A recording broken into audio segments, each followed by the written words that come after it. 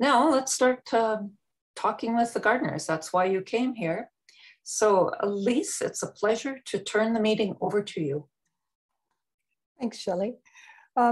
Thanks for joining us this evening for the third and final chat with the stars of Gardening in the Heart. Tonight, we're talking to Lisa Renner and Derek Yarnell.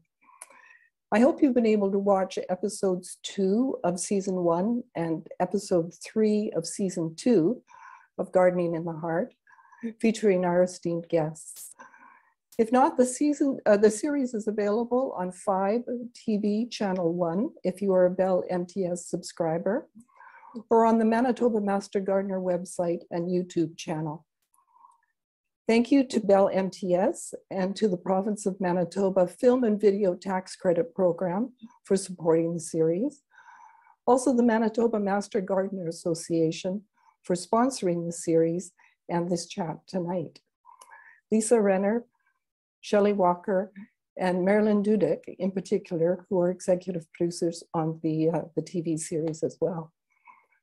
I produced and directed the series Gardening in the Heart, with the help of Ivan Hughes, who shot and edited the episodes, with a thank you to Justin DeLorme for his music, and Dodie Graham McKay and Michael and Lower for their guidance. I'm very excited to introduce our special guests. Lisa and Derek, you can join us now. You can turn your, yeah, there you are. Derek, Lisa, great, nice to see you. Thanks for doing this. Lisa Renner came to Canada from Switzerland when she was in her 50s. She lived in Winnipeg, then in Toronto. While in Toronto, she started to pursue her passion for gardening. She volunteered at the Toronto Botanical Garden, then became a master gardener and obtained a certificate in horticulture from the University of Guelph. She built a large and beautiful, mainly natural garden in Toronto. And then when she and her husband moved back to Winnipeg, they moved into a newly built house with a traditional front lawn, which she converted into a naturalized garden.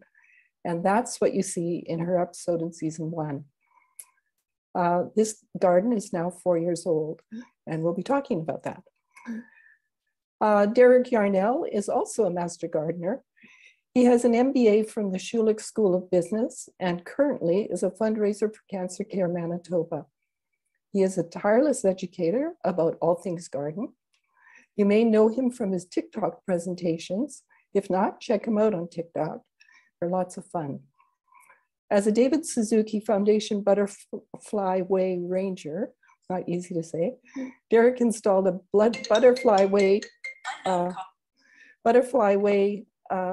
with Habitat for Humanity homeowners last summer, teaching them about plant selection and maintenance.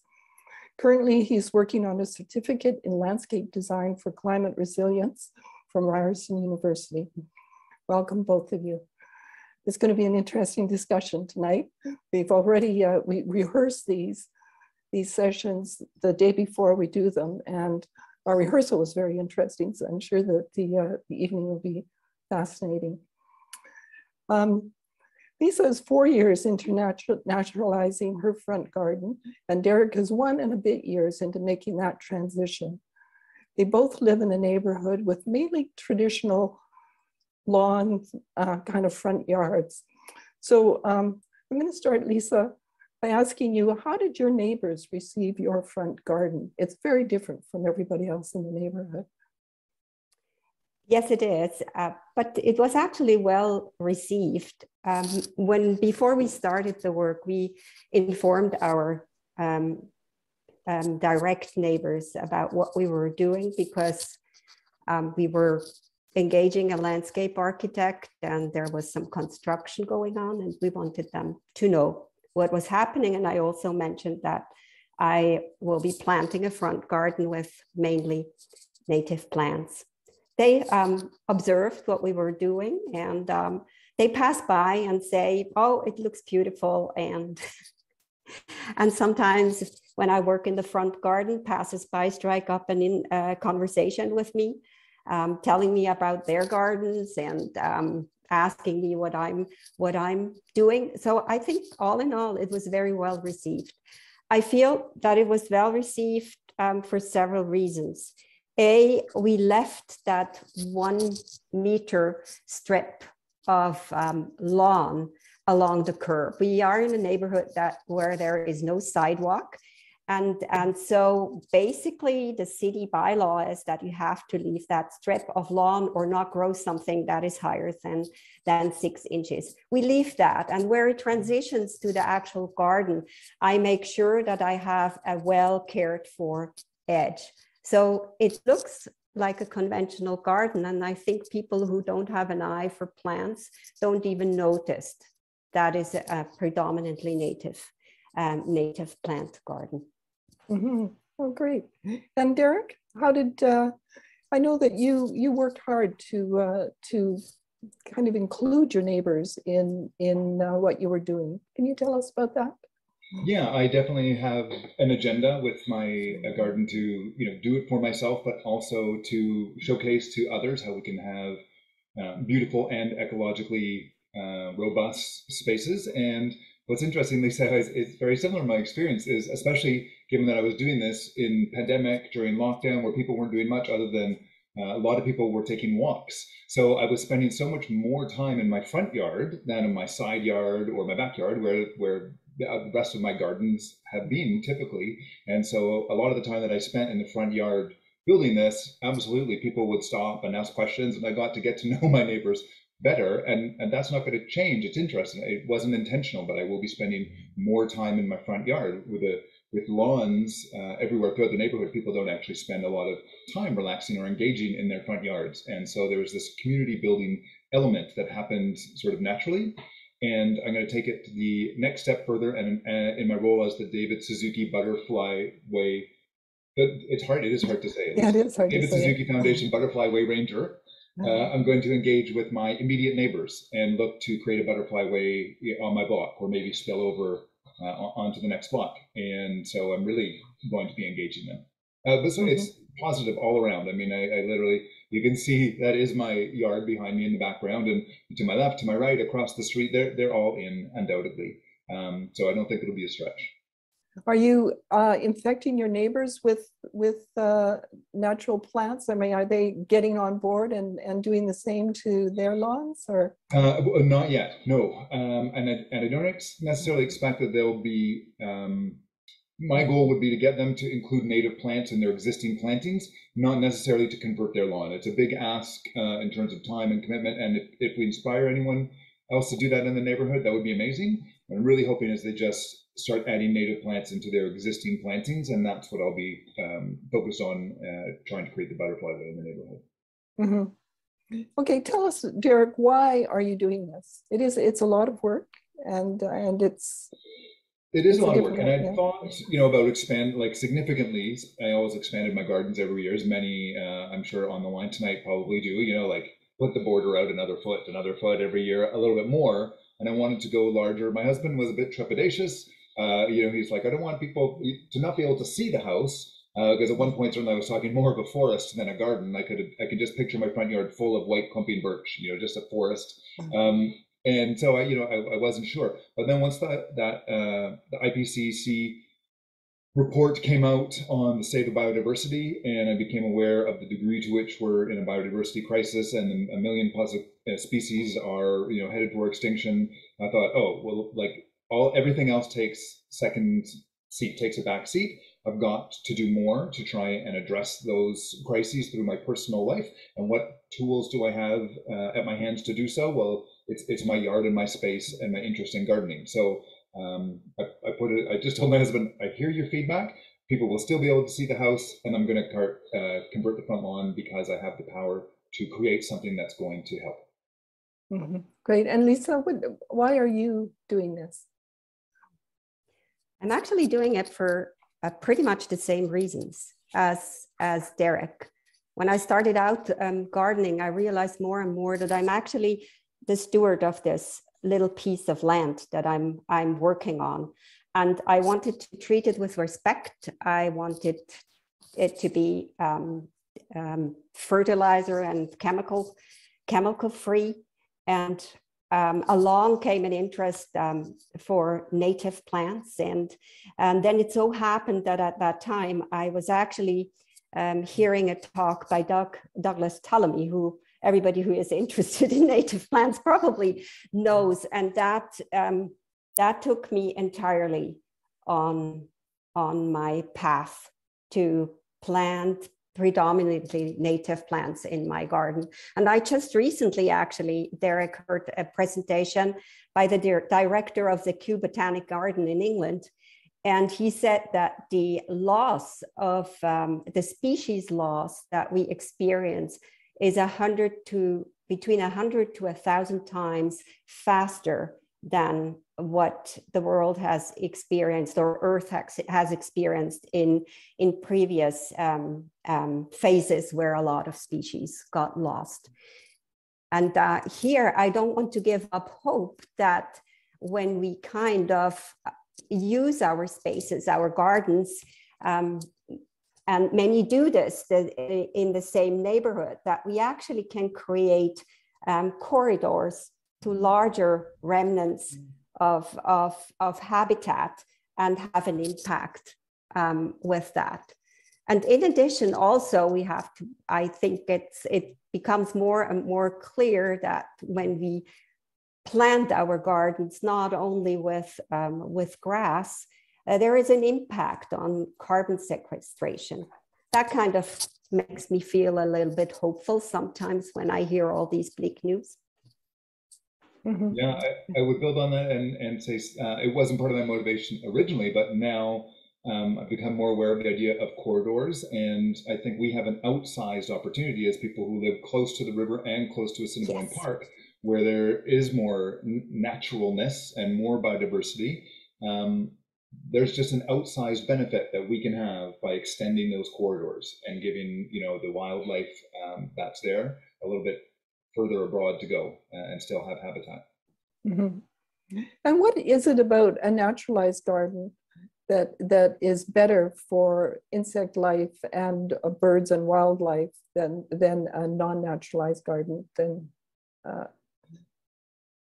I mean, in a nutshell, I would just say evolution, right? And the co-evolution of the fauna, the insects, and all the animals on up, part of the food web that they support, they co-evolved with those plants, and they just have relationships that non-native plants, when we bring them in, do not replicate, very fast, if at all. And so, if we really want to support the native species of wildlife, non-plant wildlife, it's best done through the plants. Life starts with plants, and then everything else feeds off of the plants. So when we plant native plants, it gives everything a good start. Lisa, anything to add on that? Mm-hmm. No, I don't think so. But the discussion always goes, does it have to be exclusive or not? And I know we both have non-native plants in our gardens, just plants that we loved from previous times that we like to carry on with. And this is totally fine. And there is some distinctions that you can make or characteristic that you can look for, which of these plants are more beneficial to what we try to achieve. So, and they have to bear pollen, they have to be fertile and be able to make seed, and all these kinds of things that play into this. That's in the non-native plants. Yes. In your mind. Yes. Yeah. Yes. And Lisa, your garden is now 4 years old. Are you noticing a difference? Are there more insects? Are you getting butterflies that you aren't seeing in other parts of the city? Or have you noticed a difference? Well, the most fascinating thing is actually that when you plant these plants that are a nectar source, a pollen source, a host plant for butterflies, they come. The insects almost immediately come. And I find this absolutely fascinating. With the birds, I think it's a little bit different. I have a lot of birds in my garden in migrating season. The birds come for seeds and probably also for the insects in the leaf mulch that is laying on my ground. But I don't have nesting birds so far because I think the shrubs that I planted, they are not well established enough to give enough protection to the birds to feel comfortable to nest in my garden. And I hope eventually that will happen too. Mm-hmm. If I could just add, because I think if there's anyone out there who's thinking of going down this road and hasn't taken the steps or is uncertain, this feedback loop that Lisa's talking about is just utterly powerful. I don't think anything else that you can do, in my experience, to benefit the environment, whether it's a plastic crisis or biodiversity crisis or the climate crisis, that gives you as the individual the feedback that what you're doing matters. But if you plant these plants or build a garden, a pollinator-friendly garden for not exclusively native plants, but if you take these actions, the reward, it comes, and there's not much else where you build it and they will come. Often it's build it and then promote it and work hard to let people know about it, and then they'll come. But wildlife is different. They show up if you show up. Mm-hmm. Well, let's talk about how you did this. I mean, it's a big job.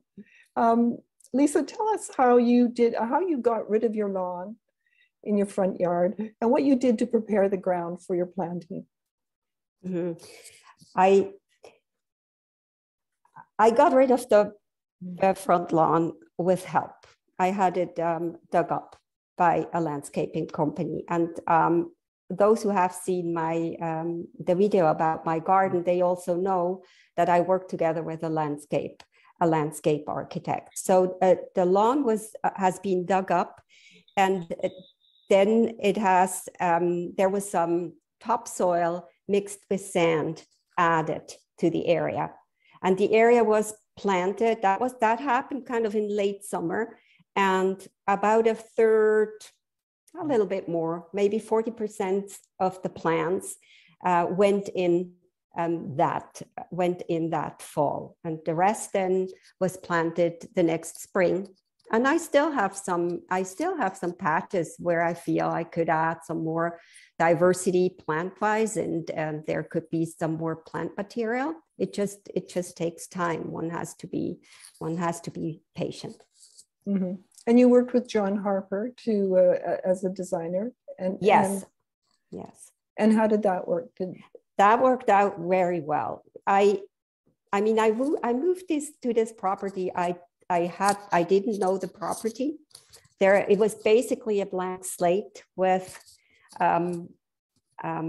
lawn, the elms along the boulevard, and to the south side there is a spruce and an ash, and that was it. And I had the idea, and the inspiration was my previous front garden in Toronto. I had the idea that I would like among the trees that I would like to add some understory trees and some shrubs for privacy.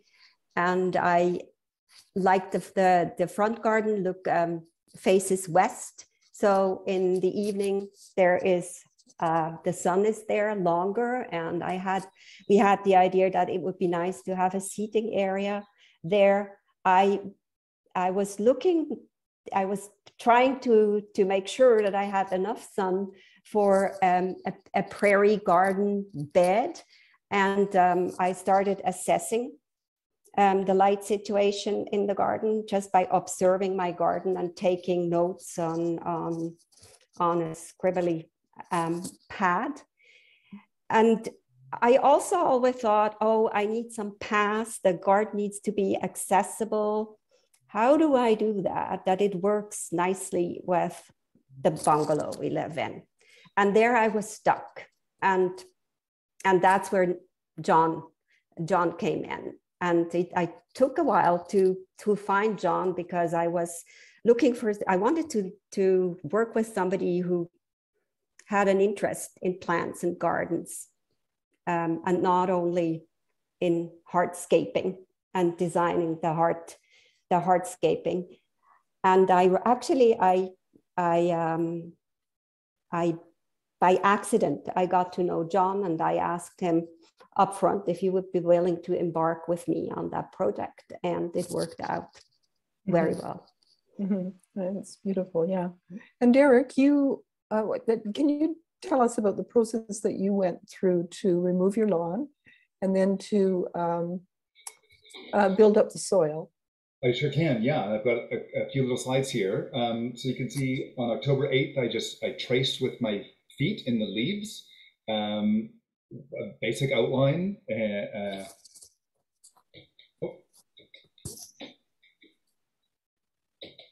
And then I did a lasagna garden. And just to note there that I did use cardboard, and more recently, since I did that, and it's not very long ago, become aware that there's some cons in using cardboard in this situation, in that I'm looking to kill the grass, but I'm cutting off good water and air circulation and flow into the soil, and there's a whole rich community, like another layer, a whole hidden world of biodiversity going on below the soil that we really want to be conscious of. What's that cardboard layer doing in terms of the air and the water and the health of the community below ground?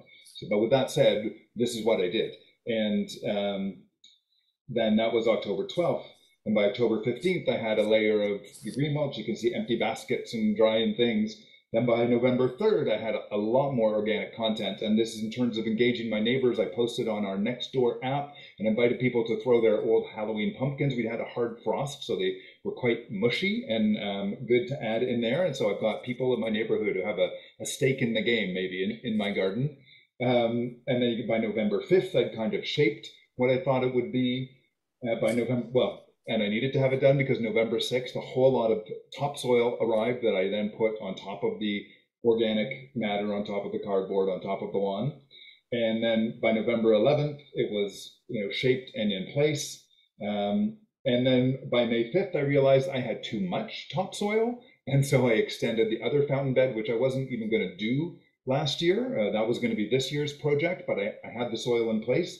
And so here there's only a light layer of cardboard with dry material because it was May and I didn't have any green, not even grass clippings. So, and then that was May 20th, and then that was August 13th. But what I like about that is it goes to show that I was just kind of flying by the seat of my pants to some degree, going with the flow, and I had to extend that fountain, what I call the fountain garden, the garden around the fountain. And I'm going to have a bit of an interesting experiment because although expanding into my front garden, it was two different beds, the soil in them has been created quite differently. Both lasagna, but around the fountain bed, it's not very lasagna-y at all. It was cardboard to kill the grass, a little bit of brown organic material, and then soil on top of it. So I'm going to be very intrigued this summer and summers moving forward to judge how the quality of the soil, what's happening in those two gardens, and how the plants respond to building the soil in those similar but slightly different ways. What did you do to the cardboard to make sure that it decomposed? Well, I do definitely give it a good soaking when laying it down because I know it can repel water. I definitely didn't choose any of the heavy wax, boxes that they put produce in, and heavily dyed and pulled off the tape. And there's some precautions that I tried to take in using the cardboard. And then, it starts off soaking wet, and it froze probably quite quickly. You can see there's already snow on lightly covering it by November, and then it's winter, and then we have our spring. And so for all of March, April, May, like once it thawed, it's probably wet for that entire time. So before I start doing any planting, it's probably been soaking wet, covered in that gunk for quite a while, and I haven't had problems. I haven't experienced the difficulty when I was planting in terms of getting through it, and I did not give it a lot of time. It's like what you should do versus what I did. You should I would recommend to anyone else that they have their, if they're doing a lasagna garden, that they have that in place for longer than I did before I planted it. I'm aware that some of the nitrogen was probably locked up in the decomposition and not available to plants because it was still actively decomposing underneath that top layer of soil. But that's part of the risk I was willing to take because I just wanted to get in there and get it done. But not ideal. If I was writing instructions for someone else to follow, they wouldn't be exactly what I did. So you would let it rest, let the soil, would you let it rest for a season? I would let it rest yeah. longer. I know that absolutely it wasn't all decomposed. Sometimes when I was digging a planting hole, I was digging out, leaf mulch like soil, and then I hit a pocket of leaf mulch and plant material that wasn't decomposed yet, and then I would blend it up. But ideally, we were looking for less than 10% organic material, maybe around 5% organic material in the soil would be good. And I probably had 30% in some places that I was planting the plants, and that's not going to be best for them. But I just couldn't help myself. I couldn't wait. You did a lot of planning. I know that you did a lot of thinking about the plants that you were going to put in and where you were going to put them. Can you talk a bit about that? Yeah, I absolutely can. And I've got a few more slides. So this was February 24th, 2020. I put the dates, by the way, again, all in the left corner there. And so this was the winter before I actually took any action. So, this is, I would encourage anyone, if you're thinking about doing this, go ahead and start dabbling and start letting your imagination run wild and jotting some things down. No one will hold you to account, not even yourself. You can change your mind at any time. And what I'm just going to take you through very quickly, so not illustrating really any of the changes, but there's sort of 12 iterations I'm going to flip through quickly. And even when we get to the final slide, I haven't updated it, and it's not accurate. I allowed myself to change things as I was planting. So that was February 24th, 2020. And then February 28th, all of a sudden the shrubs are moved around. I'm trying to put in more shrubs in these designs because I know I have a tendency to go with herbaceous plants and not have enough shrubs. And if I've learned certainly anything in my course on ecological plant design from Ryerson, right? It's that planting in those layers and all of the layers and having that shrub layer is super vital. There's some plants and some birds, they only want the shrub layer, right? They only want their nest to be 4, 5, 6 feet off the ground in a shrub, not high up in a tree. And if I'm not offering that, it's not as ecologically resilient as it could be. But I ended up with not as many shrubs as I planned originally. Then once I had the garden in place, I overlaid this. I'm just doing all this in PowerPoint, by the way. I haven't bought any special software. And then November 29th, 2020, so they leave the garden beds in place. And then December, and then there's another change. And you can just kind of see the colors and patterns changing more than anything else, that I'm making different decisions. I'm moving them around. Sometimes there's a reason I'll learn something about a plant, and I recognize, oh, it's more of a self-seeder and it's going to move around more. So I probably want it in a clump rather than what I've got here as a border. For example, I've got this sort of relatively formal, acting as a border plant, this cut leaf anemone, and a clump over there. And then I took that out and put in something else in my mind, right? Just doing all this in my head. Then I did have a visit. I didn't employ a designer, but I have a good friend who is an excellent landscape architect and used to be out at the Living Prairie Museum, so she's familiar also with native plants. And it's hard to imagine, but this was March 20th, so we could walk out in the yard and see the garden because we didn't have all this snow this time last year.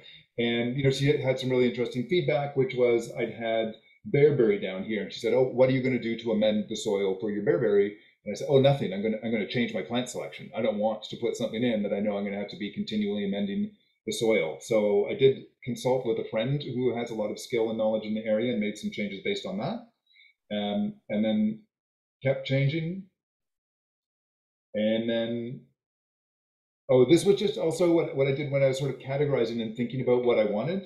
I've got grouped my ground covers together. So the low growing, the medium growing, and the tall growing for where they were. But I just wanted to call out, I also did research. I thought, are there native plants that are endangered or rare in Manitoba that I could support? And I wanted to try and figure that out. Right, here's a good example, Riddell's goldenrod. Sure it is, but it really likes a wet environment, and I just don't have that wet environment. And host plants, I was researching, are there host plants for animals?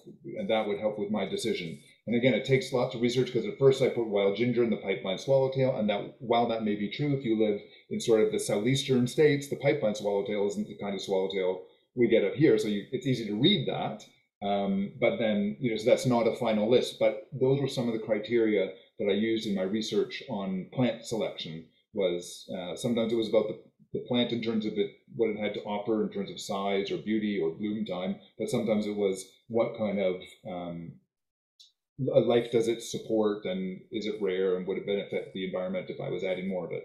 So that is a very brief look at sort of the 12 stages of my plant design. And is it like done? No, it'll never be done. I already made changes after planting, recognizing, Lisa, the way you were diligent about mapping your light conditions. Again, in my course that I'm learning right now, like a solid analysis of where you're starting from just is essential to get you off the best start. And I'm horrible and overly optimistic about, I think, the sun conditions. I'm like, oh, let's test what part sun means, right? Can I get away with that? And again, I'm willing to take the risk and experiment in my own yard, but knowing that if I do, some plant design for someone else, they're going to want a little more certainty than I think this will work, or I could experiment. So I already found that a portion of my front habitat, you can see behind me, the part closest to the road is shadier than I imagined, and I had to, towards the end of the first summer, already moved a bunch of those plants out of there and put something more shade tolerant in, which if I had done some mapping in advance, could have avoided that. But as I said, it was kind of spur of the moment, even throwing that bed in there when I did. So I was a little uncertain of the light conditions, but I would take a page out of Lisa's book and do everything you can to understand your conditions before doing your plant design. Lisa, have you had to move a lot of plants around, or are there mistakes that you made in plant selection that you are changing? I mean, you're 4 years down the road now. Yes. Yeah. What is working and what's not? And I think the plant selection was pretty accurate. And I mean, I hear John and I both enjoy doing this together. But one thing that I would not do again is we planted alongside the house. We planted some panicum virgatum, some switchgrass, and that switchgrass definitely gets not enough sun, and that switchgrass is going out and will be planted in. Maybe I can share my planting plan as well. Let me go here.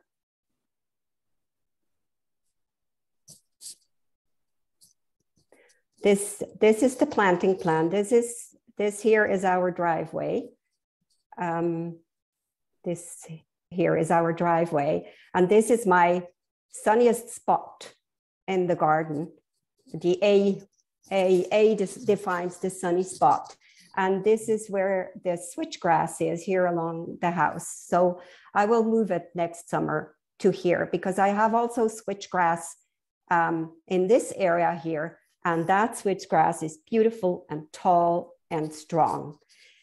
And this depicts the different areas in the garden, like the C is the shady part, and the B part is the part shade and part sun part. And I approached my plant research, especially for the prairie garden that is so dear to me, maybe a little bit different and similar to.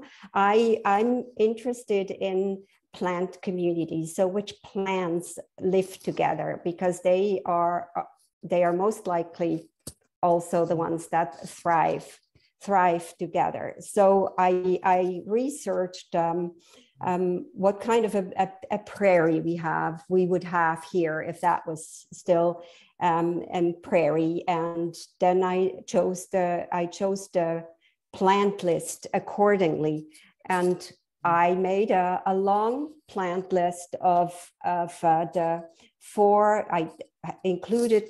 Let me share that with you. That helps me to talk about it. Let's see. Share. Here we go. You should see it. You should see it now. And what helped me tremendously, what is an excellent book about prairie plants and gardening, is actually Gardening with Prairie Plants by Sally Wazowski. And she I kind of copied what she recommends there. There were 4 dominant plants in this prairie area, and to these 4 dominant grasses, actually, I chose 4 dominant grasses. They are spread out in these square meters, and per square meters, you have 1 dominant grass and 1 lower grass. For that lower grass, we chose the sheep fescue. The dominant grasses were the switchgrass, the little blue stem, and the prairie dropseed. We actually had only 3 of those. And then she recommends that one adds 4 cool season forbs and 4 warm season forbs, more meaning prairie flowers that bloom earlier in the season and prairie flowers that bloom later in the season. And I checked these out, and this is a list of forbs, flowers, prairie flowers that would occur in a so-called mesic tall grass prairie, because that's what we would most likely have here. And from then I chose plants that I either knew already from my Toronto from my Toronto garden, and that I really liked, and put them together on this plant list, and we planted those. And the rest of the garden was, the plants were chosen basically by their light requirements. It's shade. You have to go for shady plants. Like one of my favorites, also, it's often used, is the Canadian ginger. It's a wonderful plant. There is ostrich fern in there. There is tall bluebells and in there, and some of the spring ephemerals, one of which one of my favorites is bloodroot. Mm-hmm. So those are your favorites. So yes, over the 4 years, how are you happy with the balance of what's thriving and what's not thriving? What are you doing now to maintain your garden, and is the garden really growing on its own, or are you having to do a lot of work to keep control of things? Well, I mean, I say this always, it's a garden, it's man-made. And one thing that I learned from my Toronto front garden is that when you have kind of a naturalized planting like this, the area, the patch we garden on is too small that we can just let things go and have plants self-seed or spread, because the area is too small. We would need a way bigger garden, and there is always plants that self-seed heavily, that spread, and I kind of keep an eye on that. I check on that, and if something has the tendency to take over, I kind of rein it in, or if something kind of tends to seed outside of the range that I would like it, I kind of deliberately spread some seeds where I still would like to have that plant to maintain the biodiversity in my garden. I call this editing my garden. Mm-hmm. What I do to sustain my plants, I mean, the trees let their leaves down, and I let them sit all winter long. And in spring, when I cut back the garden, I let not too early. I actually chop all the grasses, all the plants that I cut up. I chop them to about 2 inches, and I leave this chopped up plant material in the garden. And I learned to keep the seed heads and just let the seed heads fall to the ground, because there will be some birds that come and pick them up. And also recently I heard that we should also leave the skirt the grasses, like that, those grass blades that kind of fall over. We should leave those because these are hiding places and for the insects that we want to support. So I will see this. Last year I still kind of chopped it to about what 2-3 back to 2-3 inches. And you do that in the spring? I do that in the spring. Do you do that? That depends on how fast spring comes, but not too early to not disturb anything. And I try to tread lightly on the garden, which I think I do because I'm the only person traipsing on around in those beds. Mm-hmm. And I don't go in when it's too wet, not to compact the soil and carry the soil that sticks to the boots all over the place. That's basically what I do. Do you clean up any of the leaf debris or the? No. Or you just let it all stay? I just let it stay. But I'm lucky that I have elm leaves that are fairly small and not very thick. I don't have many oak leaves. Some blow in from the neighborhood, but very, very few. And so oak leaves tend to kind of mat and take a very long time to decompose. And but I just let my elm leaves and my ash leaves, I just let them sit where they are. And they are kept in place by the plants that are still standing, by the grasses and the stems of the flowers. Mm-hmm. Derek, you have some plants in your garden that are actually quite invasive, especially in your shady areas. We show that in the episode. What is your plan now to sort of get rid of those plants and transition the garden to more naturalized plants? I love this question, Lisa, because it's right. I call them legacy plants. When I first moved into this property almost 9 years ago, there was like one native plant, the Heliopsis that I've just replicated and propagated, and now I've got a ton of it. But that was it. And otherwise very traditional, like lots of daylilies. The bishop goutweed is probably one of the things you might be remembering and referencing. And behind me, there's a little kidney-shaped spot right along the curb. I mean, that has an understory of bishop's goutweed. I've got a patch of that in the back. I've got it on the side, like 3 different patches of it, and it's really highly invasive. The kind of plant I would argue that should no longer be sold.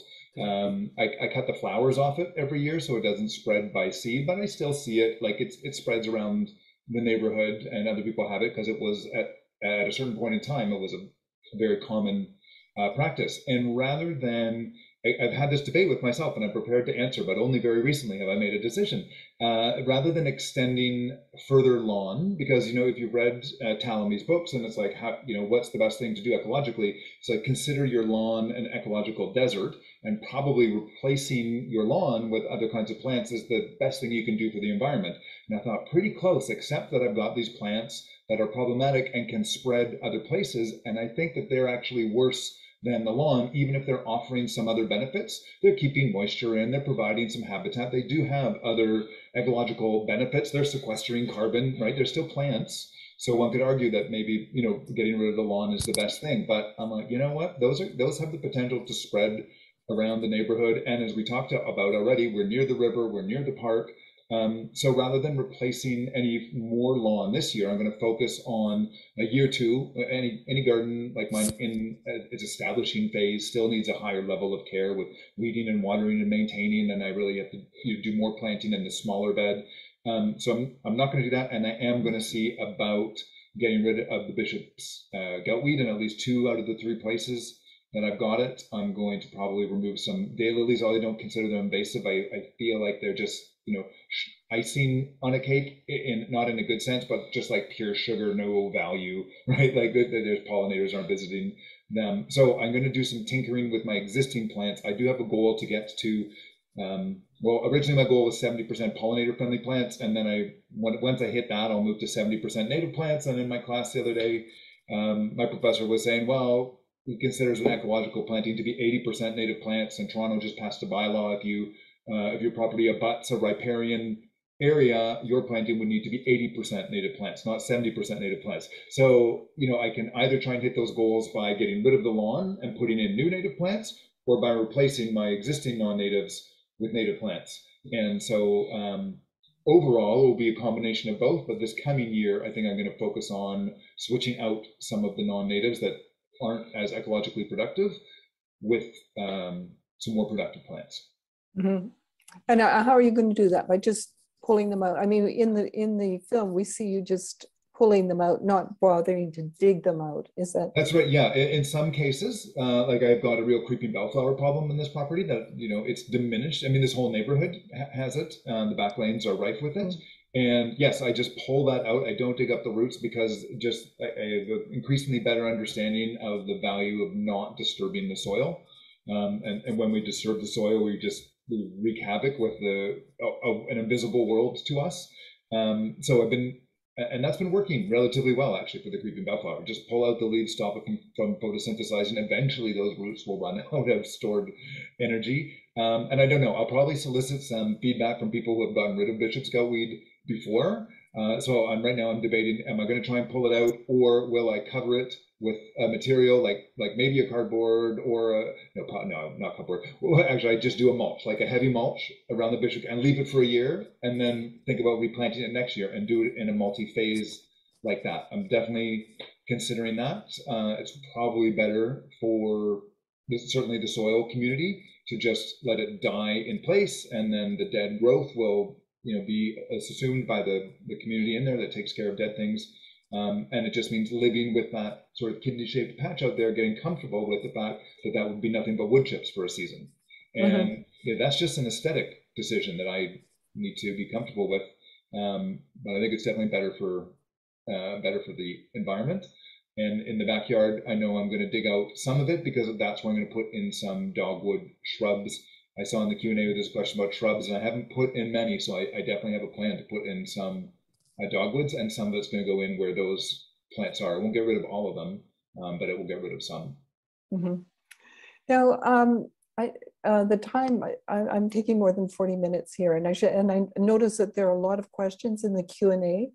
So I think that what we'll do is there anything more that either of you want to say before we go to Marilyn with the Q&A? And then we can come back for a little wrap up. Yeah, I would just quickly say that in my design, I did intentionally do a somewhat formal, traditional landscape, shorter in front, medium, taller in back, put some plants around as a border. But I know that with the plants that I'm using being prairie plants, for example, I put a border of Monarda fistulosa, our native bee balm, around my big patch of Culver's root. But I know that Monarda is not going to stay exactly where I planted. It's not in its nature. So it's kind of a fun experiment. And I would just, encourage other people to be brave and allow yourself some experimentation, because I know that Monarda is going to self-seed in other places in the garden. And as long as it's the right height, I'm excited to see how it will move and so become interplanted with that Culver's root. If it moves forward, where I have the plants being, 6 inches tall, well, I'll probably get rid of it, edit it from there.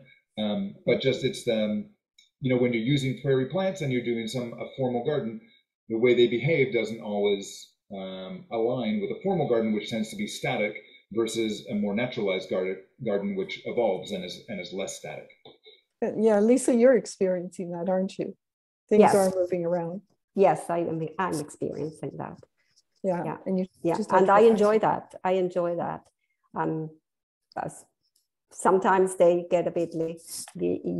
You asked before about what I would change. I mean, I have this wonderful silvery leafed Artemisia, the prairie sage, and that one tends to kind of go everywhere. So I keep this in check.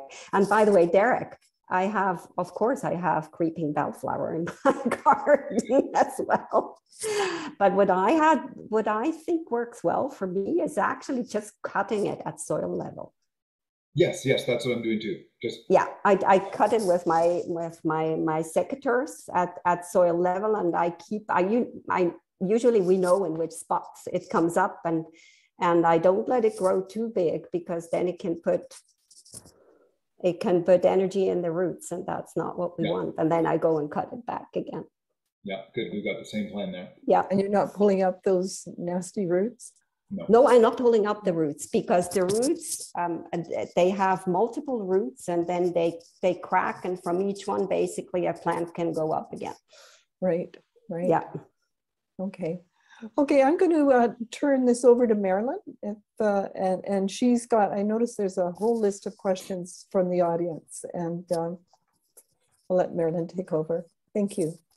Thanks, Elise. This is fascinating, and good luck with creeping bellflower, Derek and Lisa, because I was fortunate enough to receive one in a plant that, some kind neighbor gave me.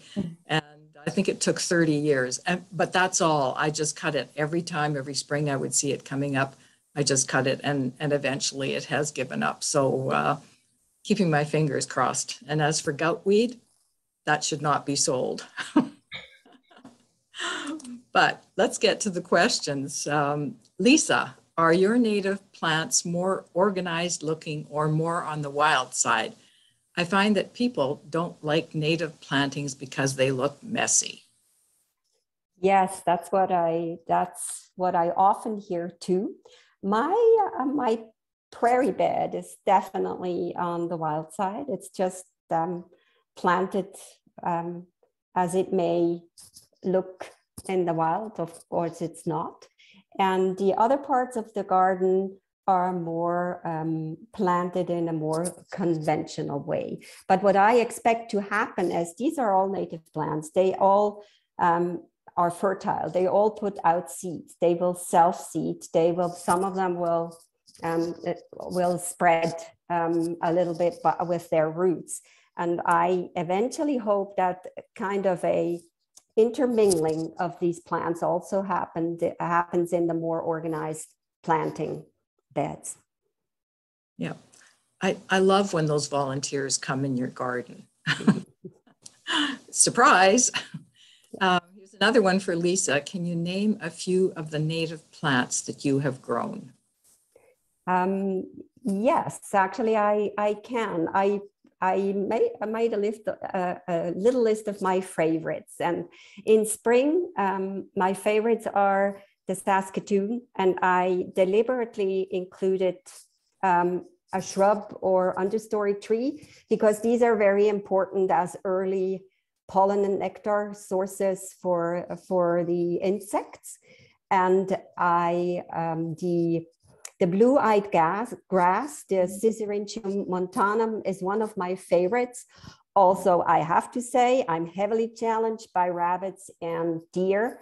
And one of these, I haven't figured out yet which one likes the blue-eyed grass, but I love the blue-eyed grass. In summer, I think it will be the deer, because I had blue-eyed grass interplanted with other plants that the rabbits ate the other plants and left my blue-eyed grass. Okay, I'm hopeful. It's in the iris family, so maybe not, but my rabbits also munch on the irises. However, they leave the blue flag, the native iris, alone. And in summer, my favorite is definitely one of my favorites is the Joe Pye, because it has these tall, this tall growing plant that makes an impact in your garden, besides that it is a absolute pollinator magnet. And on the very other end, but it's it's more on the cool season plants, is actually pussy toes. Pussy toes is a very, very nice ground cover that spreads in a sunny, fairly dry spot. And in fall, I like the New England aster, and again I like the downy arrowwood, which is a native shrub that has a very nice fall color, and in spring it has again flowers for the pollinators. I could go on, the list is long.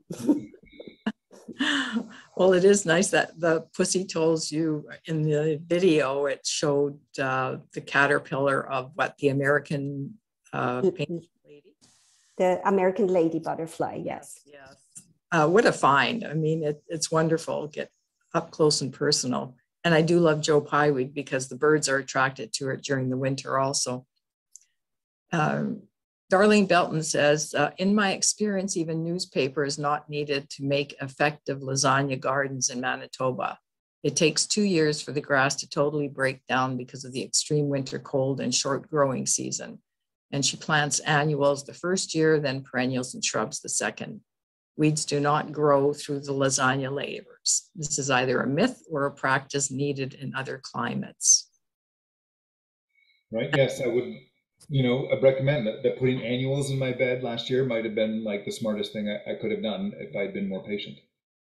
Yeah, yeah. And I know Darlene's made many lasagna gardens. Derek, what types of shrubs did you use?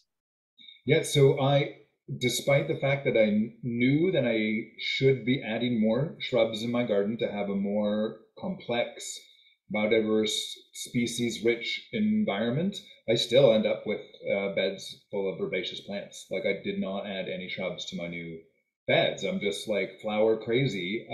Not that shrubs don't flower. So this year I'll be adding some dogwood to the backyard. I do have a row of Saskatoons on the other side of the fence in the back lane. I mean, it's on the other side of the fence, but I still garden it. It's mine and I can access it. I get my hands in there.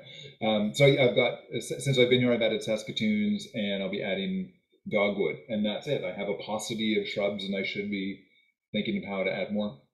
Yep, yeah. I'm trying to find hawthorn shrubs, but having a hard time. Do either of you have any suggestions where I can find them?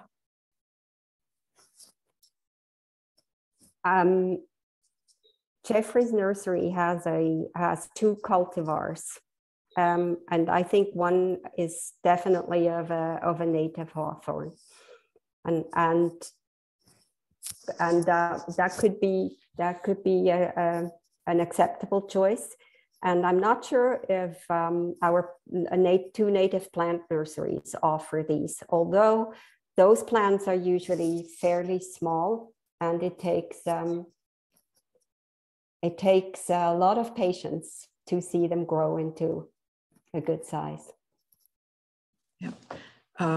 Jeffrey's Nurseries has an excellent online catalog that is really good, good reference. The only thing is that Jeffrey's Nurseries doesn't have the nursery anymore. So one would have to have access through somebody who buys their plants, or an option is always is going to a nursery that one likes and trusts, and ask them to order the plant one would like to grow. Yes, yeah, definitely. Every nursery would do that for you. But another one I just thought of was Falk Nurseries out Niverville. They have quite a good selection too, but and they're open to the retail. Lisa, what was the name of the author of the book Gardening with Prairie Plants? That was Sally Wazowski, and I think I will put. Derek and I said that we would put in the follow-up email the three of our favorite planning resources for you too. So it's Sally Wazowski, Gardening with Prairie Plants. So the email that you receive tomorrow will yes. have those resources. That's great. Yes. And Darlene says, where did you source your native plants, and were you able to find part sun plants? So I love this question, Darlene, because there was a big lesson for me in the actual sourcing of the plants versus the planning. And I would highly recommend, based on my experience, do things differently, which is, it's like I was not blue sky because I was still looking at native prairie plants, but not every native prairie plant that we have is available for purchase. Some of them are very difficult to propagate for a variety of different reasons. And so, I had an initial list that I'd done without looking at what was available, but just looking online for plants that were native. And then when it came time to go purchase plants, I was like, oh, wait a minute, I can't buy this one anywhere. So what I would do in the planning phase is look at our native plant suppliers lists first and foremost and use that as my guide for what I want to put in the yard, so I don't go down a rabbit hole of thinking I'm going to get some big patch of some glorious plant, but it's extraordinarily difficult to propagate, and our local nurseries haven't taken that on. So I went to the usual suspects. I probably got about half from Prairie Flora and half from Prairie Originals. I know we have another one that opened recently, and I can't recall the name. Maybe someone else can remember. But we have a third native plant supplier. I hadn't heard that. Yeah. But I just Googled it. I came across it by Googling. You're not talking about Skinner Nursery, aren't you? No, it was no. Oh, okay. No. He also has natives that and Lourdes here, can you please share the book that Lisa mentioned? Yes, Lourdes, you'll receive that in your email tomorrow. And Elizabeth asks this of Derek: would it have been better to use newspaper for the lasagna garden? So, what's interesting with the newspaper, I think that's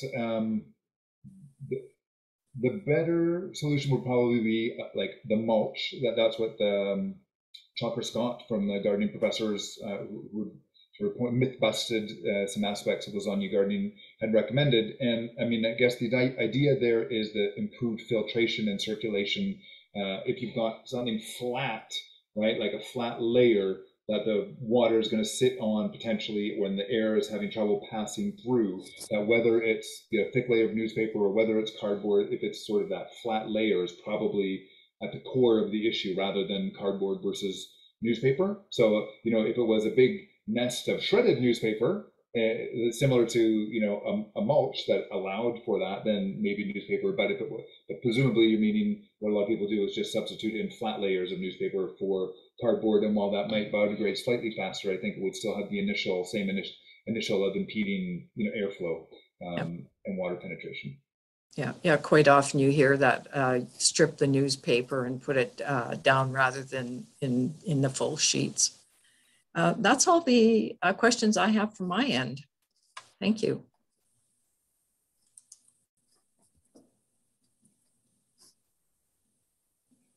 Elise, you need your mic on.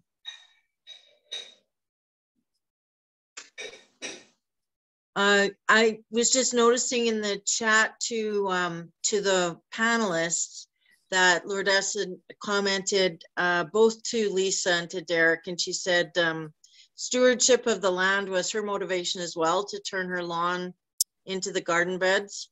And then she says, I agree with Derek, focusing on what we can do in our gardens, present opportunities to respond positively to climate change.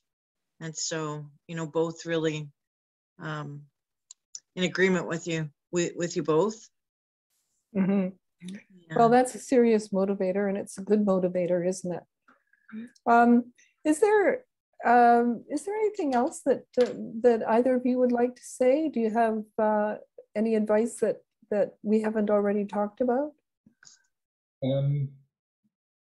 Yeah, I would just say to build on what was just read out is we have an amazing ability as homeowners, or even if you don't own the property, if you have access to it. But if you have access to property and you are interested in gardening, you really do have an opportunity to make a difference in the multiple crises that we're facing. And one of the things that my studies have shown me is sometimes we come across interesting examples of, I was focusing on the biodiversity crisis and glommed onto that, but that's the thing that I can help solve through this kind of planting. But those crises are so interrelated, right? The climate crisis and the biodiversity crisis, they're so interrelated and they're so complex. And take heart, it can get overwhelming. But if you start putting habitat in, it will make a difference. So you've got power in a world that sometimes feels like we don't have power to see these things change. But at a very grassroots level,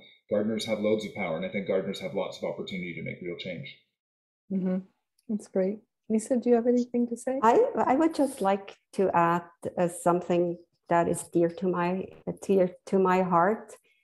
One might be tempted to harvest native plants from the wild, and I would highly recommend to abstain from that. It's okay to harvest seeds, but the native plant societies, they recommend that one harvests only about 10% of seeds of a patch of native plants. I think this is important to know because sometimes we are so giddy to get certain plants into our yards that we may be tempted to do this, and we shouldn't. That's good advice. Yes. Yeah. Well, thank you, both of you. This has been really interesting and very informative. And I'll just turn it over now to Shelley. But thank you, both of you. This is wonderful.